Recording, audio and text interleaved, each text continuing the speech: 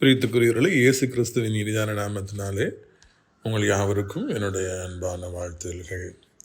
இன்றைக்கு காலை 10 மணி முதல் ஆசிரியர் தேவனுடைய மாடியில் வைத்து புத்தாண்டு வாக்குத்த கூட்டம் நடைபெறும். அது ஜாய் டிவியிலும் நமது டிஆர்ஜே கிறிஸ்டோபர் ராஜா யூடியூப் சேனல் லைவ் டெலிகாஸ்ட் பண்ணப்படும். முடிந்தவர்கள் பங்கு பெறுங்கள், லேப்டாப் ஜெபியுங்கள். கர்த்தர் உங்களை ஆசீர்வதிப்பாராக. 2 நாளாகமும் 19-11 கடைசி பகுதி. நீங்கள் திடமனதாக இருந்து காரியங்களை நடத்துங்கள், உத்தமனுக்கு கர்த்தர் துணை என்றார். பார்த்தீங்களா, எவ்வளோ அருமையான ஒரு வார்த்தை. நீங்கள் திடமனதாக இருந்து காரியங்களை நடப்பியுங்கள். ஒன்று, நம்ம காரியங்களை நடப்பிக்க மாட்டோம். ஏன்னா ஹைலி ரிஸ்கி, ரொம்ப ரிஸ்க்கு. நம்ம போய் பாதியில் நின்றுவோமா, வெக்கப்பட்டுருவோமா, அவமானப்பட்டுருவோமா, பேசாமல் நம்ம சும்மாவே இருந்துக்கிடுவோம் அப்படின்னு சொல்லிட்டு நம்ம காலை முன்ன வைக்கிறது கிடையாது. அப்படி முன் வச்சாலும் 1000 குழப்பங்கள், 1000 பயங்கள், மனதிற்குள்ளாக 1000 நடுக்கங்கள். அதனால் காலை முன் வச்சு முன்னால் போனால் கூட திடமனதாக நம்ம இருக்கிறது கிடையாது. கர்த்தர் நம்ம நடத்துவார், ஆசீர்வதிப்பார், நான் வெற்றி பெறுவேன், ஆண்டவர் என்னை உயர்த்துவாருங்கிற நம்பிக்கை நமக்கு அதிகமாக கிடையாது. எனவே தான் இந்த நாளில் கர்த்தர் நம்மிடத்தில் பேசுகிறார், நீ திடமனதாக இருந்து காரியத்தை நடப்பி. நம்முடைய வாழ்க்கையில் திடமனது நமக்கு வேண்டும், நமக்குள்ளே தைரியம் வேண்டும், விசுவாசம் வேண்டும். நான் செய்கிற இந்த பிஸ்னஸ்ஸு எனக்கு சரியாக தெரியட்டா கூட கர்த்தர் எனக்கு வெற்றி தருவார், என் ஊழியத்தை ஆண்டவர் ஆசீர்வதிப்பார், என் குடும்பத்தை கர்த்தர் ஆசீர்வதிப்பார், இத்தனை லட்சத்தை இந்த பிஸ்னஸில் போடுறேன், இவ்வளோ காரியங்களை ரிஸ்க் நான் எடுக்கிறேன், கர்த்தர் எனக்கு நிச்சயமாக வெற்றி தருவார் என்று திடமனதாக இருந்து நான் காரியத்தை நடத்தணும். நம்ம பயப்படணுங்கிற அவசியம் இல்லை. இல்லைனா எதுக்கு போட்டு ரிஸ்க்குன்னு சொல்லி பின்னால் ஓடி ஒழிய வேண்டிய அவசியம் இல்லை. ரிஸ்க் எடுக்காமல் வாழ்க்கையில் மிகப்பெரிய அளவில் நம்ம வெற்றியெல்லாம் காண முடியாது, உயர்வெல்லாம் காண முடியாது.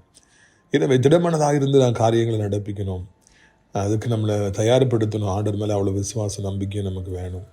பேதுரு திடமனதாக இருந்த பொழுது தான் அவர் கடலில் நடந்தார், தண்ணியில் நடந்தார். அது திடமனது இல்லாமல் போன பொழுது ஒரு மூழ்கி போனார்.